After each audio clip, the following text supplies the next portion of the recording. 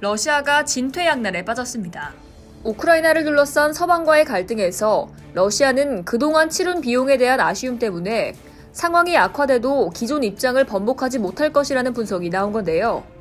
영국 가디언은 24일 미국과 북대서양조약기구가 동유럽 국가에 더 많은 군사를 배치할 것이라고 발표하며 전쟁 가능성에 대한 우려가 높아지고 있는 상황에도 러시아가 우크라이나에 대한 공격적인 기존 입장을 번복하기 어려울 것이라고 전했습니다. 이는 그동안 우크라이나를 중심으로 형성된 갈등 속 러시아가 입장 번복을 한다면 국제사회에서 패배자로 낙인, 국내 시장 위기 등 정치적, 경제적 손익계산 때문이라고 가디언은 설명했습니다. 러시아는 최근 몇 년간 나토의 동진에 맞서 우크라이나 국경 근처로 많은 병력을 배치해왔습니다. 지난 2019년 우크라이나에 또다시 친서방 노선을 계승한 젤렌스키 대통령이 나토 가입을 밀어붙이자 러시아는 끝내 접경 지역에 병력 10만 명 이상을 배치, 침공 위협으로 맞서고 있는데요.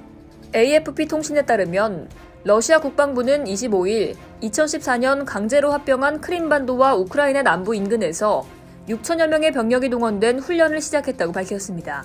러시아는 이번 훈련을 통해 우크라이나 국경 3면 모두의 병력을 배치하며 압박의 강도를 높이게 됐습니다. 서방 국가들은 러시아의 이러한 행보에 대한 경계심을 드러내는 것과 동시에 우크라이나에 있는 외교관 가족들의 대피 명령을 내리는 등 전쟁 위협을 심각하게 받아들이고 있습니다. 특히 서방 국가들은 러시아의 위협에 군사 대응까지 암시했는데요. 존 커비 미 국방부 대변인은 24일 브리핑에서 8,500명의 미군 대부분은 동맹이 그들을 소집할 경우 나토의 신속대응군 임무를 수행할 수 있도록 배치 준비 명령을 받았다고 밝혔습니다. 나토 신속대응군은 지상, 공군, 해군, 특수작전군으로 구성됐으며 기술적으로 진보된 다국적군입니다.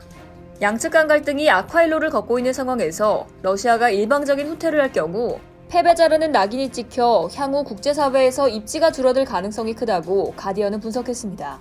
우크라이나를 둘러싼 갈등에서 러시아의 목표는 나토를 중심으로 한 서방 국가들의 동진을 막는 건데요. 그러나 국제사회에서 입지가 줄어들게 된다면 이러한 목표를 추진하기 어렵다는 게 분석의 이유입니다. 서방 국가의 경고에 러시아가 강경 대응으로 맞서고 있는 현황도 이러한 분석을 뒷받침하죠.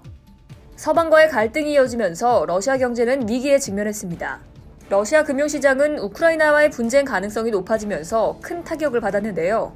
1월 초부터 달러 대비 루블화 가치는 6% 가까이 떨어졌고 스베르방크, 가스프롬 등 러시아 우량주는 24일 거래에서 10% 넘게 하락했죠.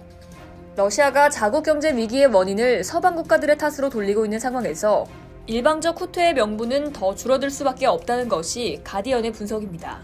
이상 여의도TV였습니다.